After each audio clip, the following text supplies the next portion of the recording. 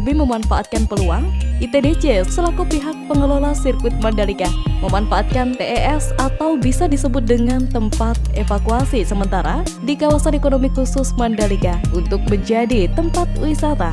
TES diketahui mempunyai dua fungsi penting. Selain berfungsi sebagai tempat tujuan evakuasi apabila terjadi bencana, TES juga bisa menjadi spot wisata yang menarik. Setiap TES yang dibangun dapat menampung rata-rata hingga 500 orang dewasa. Dilengkapi jalan akses serta fasilitas umum yang memadai untuk dapat digunakan oleh wisatawan dan pelaku wisata lainnya. Direktur Teknik dan SDM ITDC, Taufik Hidayat mengatakan TES ini nantinya dapat difungsikan sebagai spot wisata baru bagi para wisatawan yang berkunjung ke The Mandalika.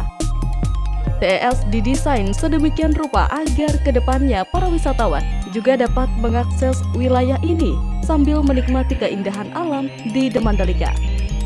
Ujarnya dikutip dari laman ITDC Jumat 22 Juli 2022.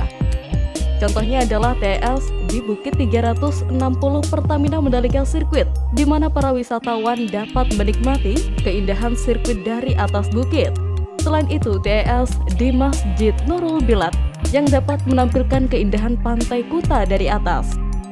Ada pula pembangunan TES yang masih dalam tahap konstruksi di Bukit Merese, di mana para wisatawan dapat menikmati keindahan pantai dari atas bukit. Pungkasnya, pembangunan TES atau bisa disebut tempat evakuasi sementara ini termasuk ke dalam master plan pengembangan The Mandalika. Rencananya akan tersebar di 11 titik. Tujuannya untuk menyiapkan kawasan The Mandalika yang aman bagi wisatawan dan pelaku wisata dari ancaman bencana seperti gempa serta tsunami. Kedepannya, ITDC akan melanjutkan pembangunan TES pada sejumlah titik evakuasi yang tersebar di zona barat hingga timur kawasan. Antara lain Bukit Benjon dan Bukit Seger untuk zona barat, Bukit Merese untuk zona tengah hingga Gerupuk untuk zona timur. Sementara itu pembangunan dan perkembangan terus dilakukan di area sisi selatan maupun sisi timur gerbang sirkuit Mandalika. Seperti pembuatan akses mobilitas para pengunjung baik itu menuju pintu gerbang sisi timur dan akses menuju ke Pantai Serenting.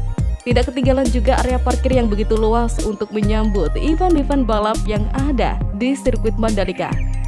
Para pelaksana yang terdiri dari mandor dan para pekerja terus melakukan pembuatan denah-denah persiapan dari pembetonan di area parkir, sedangkan penggalian untuk pembuatan jalur drainase maupun untuk jalur kabel dari sirkuit Mandalika atau dari sisi timur ke sirkuit Mandalika juga terus berlangsung. Demi percepatan pembangunan, 2 eskavator pun dikerahkan. Rencananya, pembetonan di area ini akan terus dilakukan, mengingat area ini akan digunakan sebagai tempat parkir atau pengecekan tiket. Lebih khususnya, ini adalah area terminal utama untuk pengecekan tiket para penonton di sirkuit Mandalika. Tentunya selesainya semua pekerjaan di sirkuit Mandalika ini menarik untuk dinanti. Bagaimana menurut kalian? Komen di bawah.